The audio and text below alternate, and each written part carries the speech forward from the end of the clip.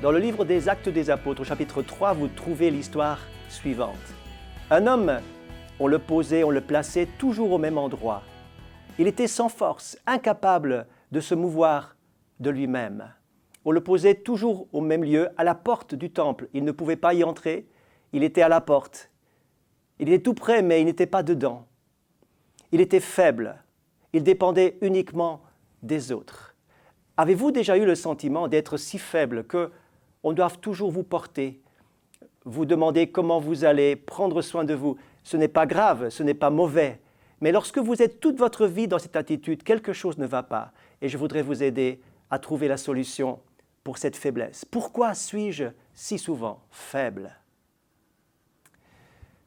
Cet homme avait la chance, avait une opportunité toute particulière dans sa vie, car ce jour-là,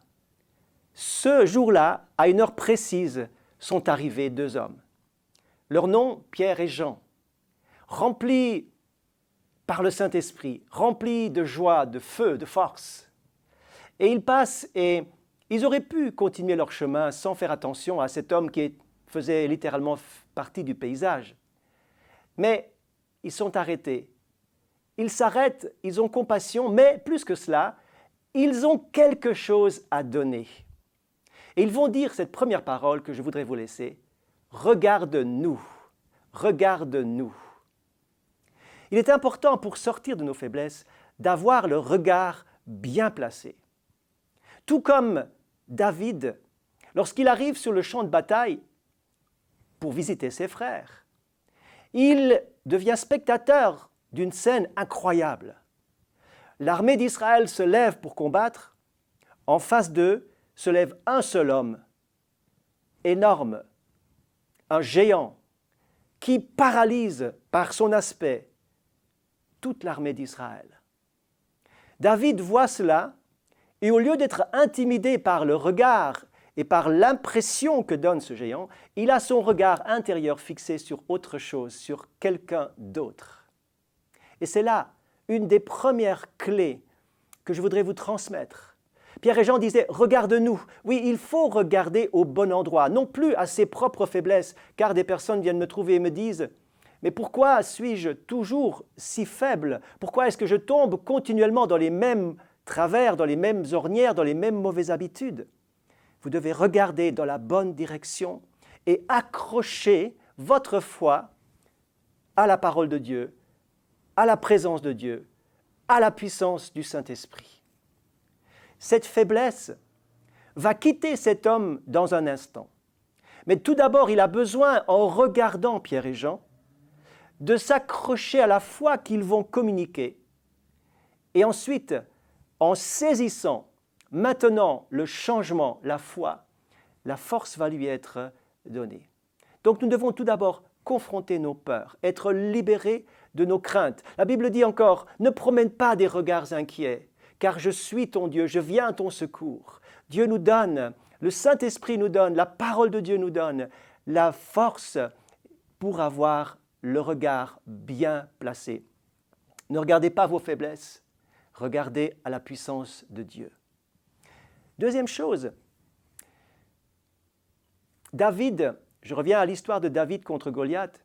David savait qui il était.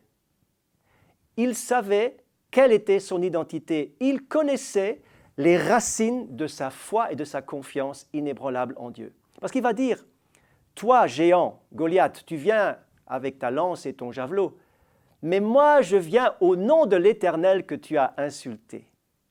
Cela veut dire qu'il avait une assurance que son Dieu était le Dieu de toutes les circonstances. Il avait cette certitude que Dieu était avec lui. Il était enraciné dans une communion forte avec le Seigneur.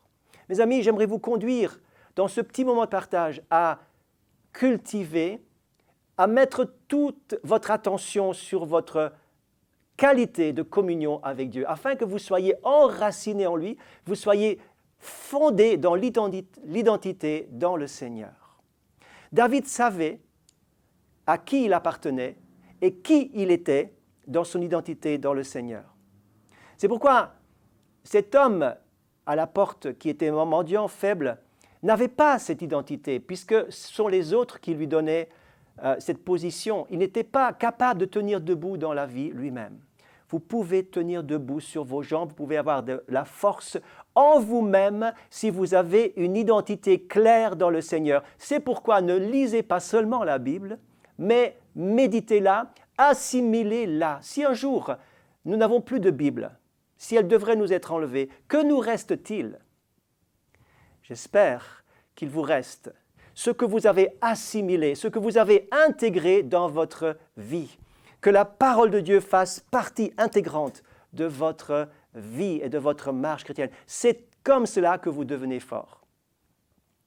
La troisième chose, et c'est par là que j'aimerais terminer, c'est que pour que cet homme sorte de cette faiblesse, quitte cet état où il est victime, où il est immobile, où il est toujours au seuil de quelque chose, mais jamais dedans, il est proche du salut, proche de la victoire, proche de la présence de Dieu, proche de la bénédiction, mais il n'est jamais dedans. Comment quitter ce lieu? Il faut la puissance de Dieu.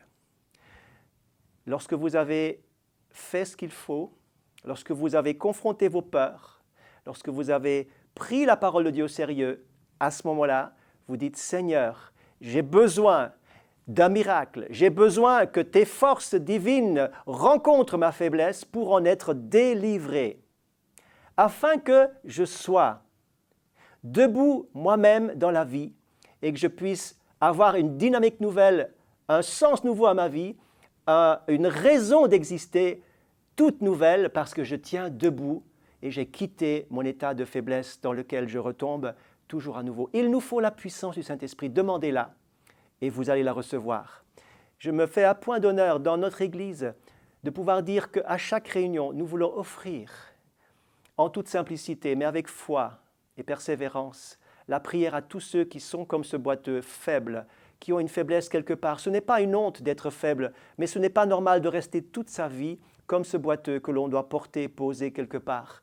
Ne dépendez pas tout le temps, toute votre vie des autres, mais devenez autonome. Recevez les forces du Seigneur aujourd'hui même, alors que vous m'entendez.